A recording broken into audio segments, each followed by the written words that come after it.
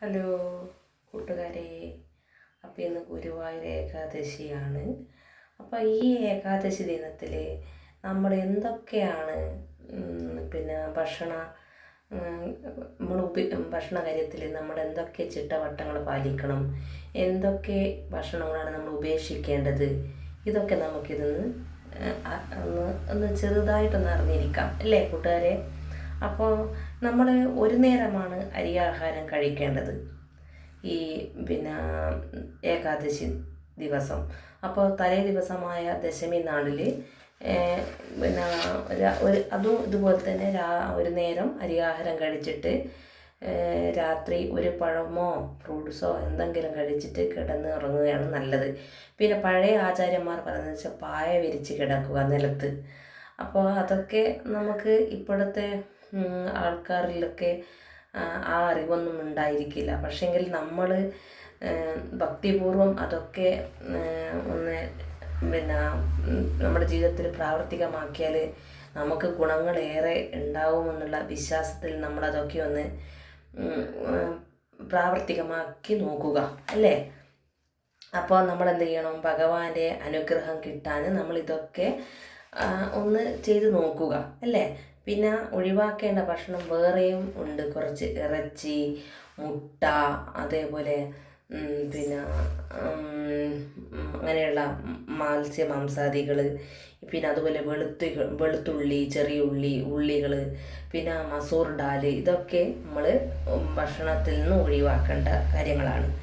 പിന്നെ നമുക്ക് നാമജപങ്ങൾ ഓം നമോ ഭഗവതേ വാസുദേവായ, ഓം നമോ നാരായണായ, ഓം നമോ ഭഗവതേ വാസുദേവായ, ഹരേ രാമ രാമ രാമ ഹരേ ഹരേ, ഹരേ കൃഷ്ണ കൃഷ്ണ കൃഷ്ണ ഹരേ ഹരേ, ഇതൊക്കെ ജപിക്കുന്നത് നമുക്ക് ഏറ്റവും നല്ല.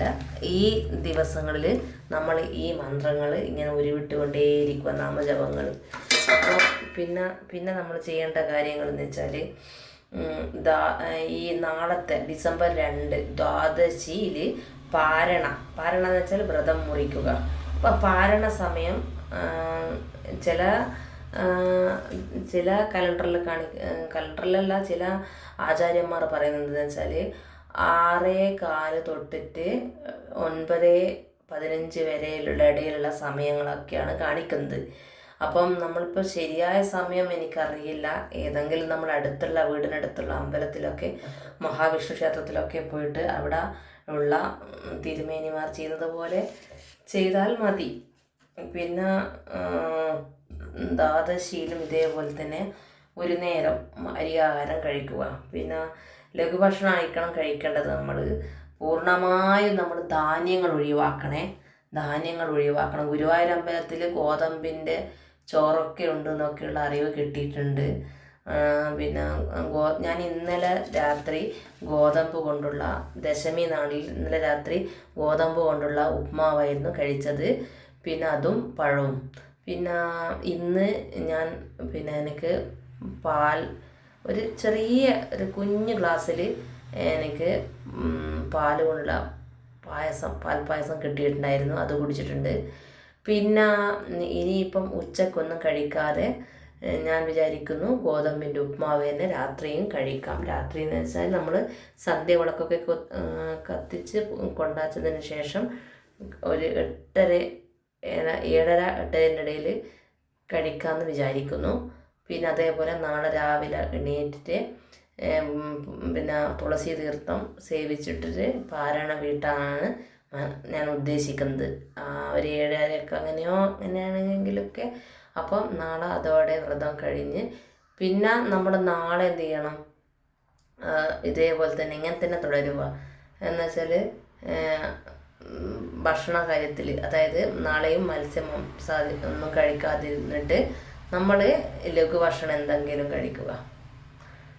അങ്ങനെയാണ് നാളത്തെ. അപ്പോൾ നാളെ രാവിലെയോടെ നമ്മൾ പാരായണം വീട്ടിക്കഴിഞ്ഞാൽ നമ്മുടെ വ്രതം അവസാനിച്ച്. പക്ഷേങ്കിൽ നമ്മൾ അതിന് ലഘുഭക്ഷണം തന്നെ, അപ്പോൾ എന്തെങ്കിലും അങ്ങനെയുള്ള പുഴുക്കോ അങ്ങനെ എന്തെങ്കിലും കഴിക്കുക.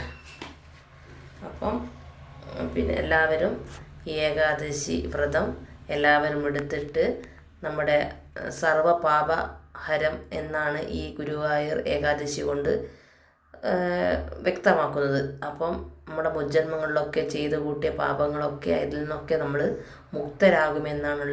എന്നുള്ള ഒരു വിശ്വാസമാണ് ഈ ഈ ഏകാദശി കൊണ്ട് നമ്മളെല്ലാവരും മനസ്സിലാക്കിയിട്ടുള്ളത്. അപ്പോൾ ഞാനിത് ആദ്യമായിട്ടാണ് ഈ ഏകാദശി വ്രതം എടുക്കുന്നത്. ഭഗവാൻ ഗുരുവായൂരപ്പൻ അതിനുള്ള ശക്തിയും ബുദ്ധിയും ഒക്കെ ആരോഗ്യവും ഒക്കെ തരുമെന്നുള്ള വിശ്വാസത്തിൽ ഞാനിതെടുക്കുകയാണ്. ഇന്നലെ ദശമി നാൾ തൊട്ടിട്ടേ ഞാൻ അതിനുള്ള മനസ്സും ഏകാഗ്രതയും ശക്തിയും ഒക്കെ കൈവരിച്ചിട്ടുണ്ട്. അതുപോലെ ഇന്ന് ഞാൻ അമ്പലത്തിലൊക്കെ പോയി പ്രാർത്ഥിച്ചിട്ടുണ്ട്. ഇനി നാളത്തോടെ എൻ്റെ ഈ വ്രതം അവസാനിക്കും. അപ്പം ഗുരുവായൂരപ്പൻ എന്നും എൻ്റെ കൂടെ ഉണ്ടാവും എന്നുള്ള വിശ്വാസത്തിൽ ഞാൻ ഈ വീഡിയോ നിർത്തുകയാണ്.